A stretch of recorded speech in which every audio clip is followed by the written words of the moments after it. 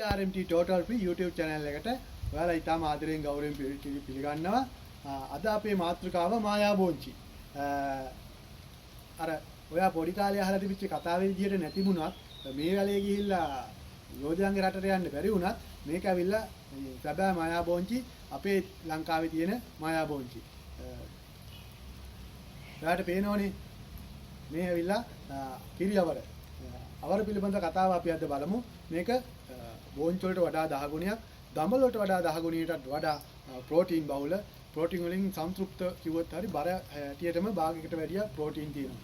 අපිව තාම subscribe කරේ නැත්නම් ඔයා අලුත් යාළුවෙක් නම් අපිත් එක්ක එකතු වුණ අපිව subscribe කරලා bell icon එක click කරලා තියාගන්න. ඒ වගේම මේ වීඩියෝ එක ඔයාට වැදගත් නැති වුණත් සමහර විට යාළුවෙකුට වැදගත් වෙන්න පුළුවන්. ඒ නිසා share කරලා යාළුවෙන් එක්ක බෙදා ගන්න. එහෙනම් බොහොම ස්තුතියි. බලමු අපි මේ විස්තරේ.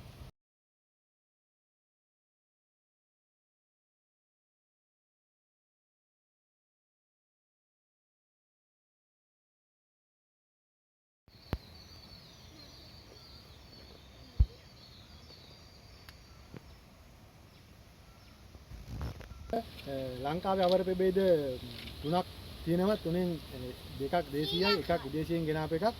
පළවෙනි එක මත්තවර කියන එක වැල විශාලයි, ලොකු ගස් වලට තමයි යවන්නේ. විශේෂයෙන් හේන් වල, ගෙවල් වල, වැටමායින් වල හද දේශීයක්. අර ඔහේ හැදෙන්න යරලා හොඳ ගුණයක් තිබිච්ච භෝගයක්. ඊළඟට කිරියවර, මේක වාණිජ්‍යව වගා කරනවා නම් මේ කිරියවර එක තමයි වගා කරන්න ඕනි.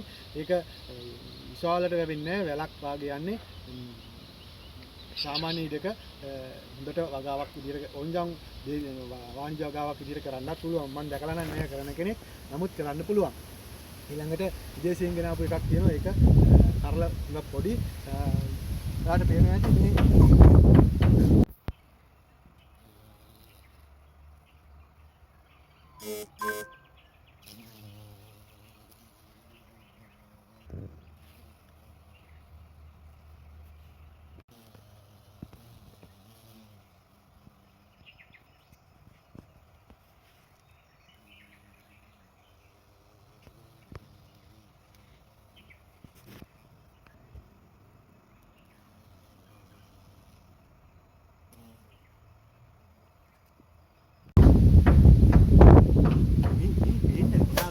ඕනකින් බලන්න මේ තියෙන්නේ.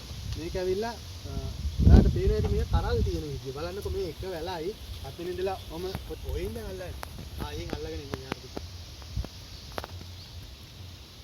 ඔය දිගටම තියෙන්නේ එක වැල.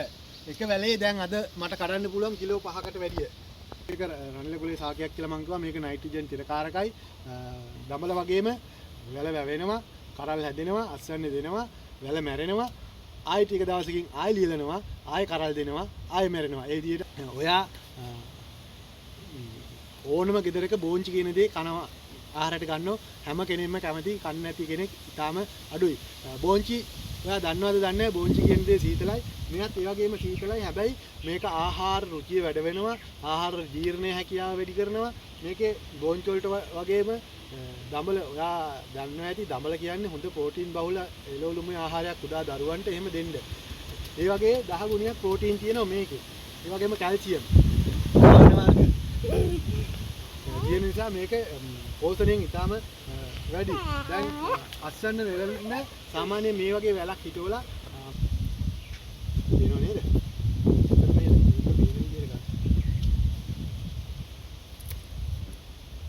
අස්වැන්න නෙලන්න නියම ප්‍රමාණය තමයි මෙන්න මේ වගේ කරලා. මේක වෙළඳ පොළට යවන්න පුළුවන්. මේවා සාමාන්‍ය වෙළඳ පොලේ කිලෝ එකක් රුපියල් 400ක් වගේ සිල්ලර මිලකට යනවා.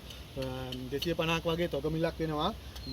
හැබැයි වගා කරන්නේ නැහැ. ගොඩක් අය කලාතුරකින් කෙනෙක් වාණිජ්‍ය වගා කළොත් තමයි මේක වගා කරන්න පුළුවන්.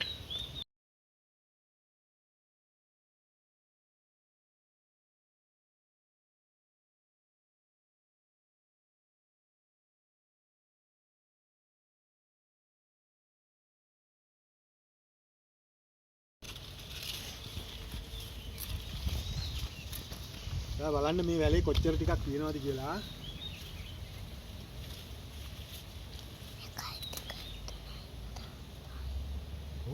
මේකට අල්ල තාත්තා කඩනවා බලන්නේ ඔකට.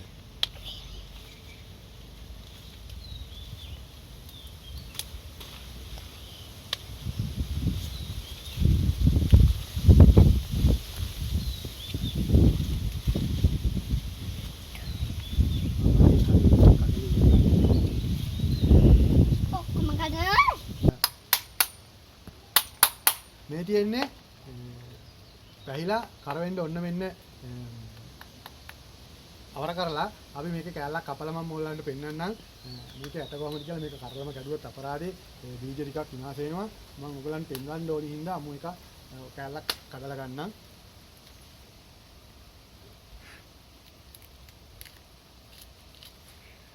මේ තියෙන්නේ බීජ. මේ අමු බීජ මේක දැන් මේවා එහෙම කන්න බෑ. මේක ඉන්නම් කන්න බෑ. මේ තදයිනේ මේ පේනවනේ. මේ තියෙන්නේ අමු බීජ. මම ඔයගලන්ට විදියක් පෙන්නුවා. වියලි බීජ බලන්න මේ වියලි බීජයි අමු බීජයි වෙනවා. ඔව් මේ තද රතු වියලි බීජ මේ පින්ක් පාට නැත්නම් රෝස පාට හුරු රතු අමු බීජ. මේවා තම්බලා කන්න පුළුවන්. මේවා නම් තම්බලා කන්න බෑ. මේවා ඊටාම තදයි. මේවා තම්බලා දිය ඇරලා කන්න පුළුවන්.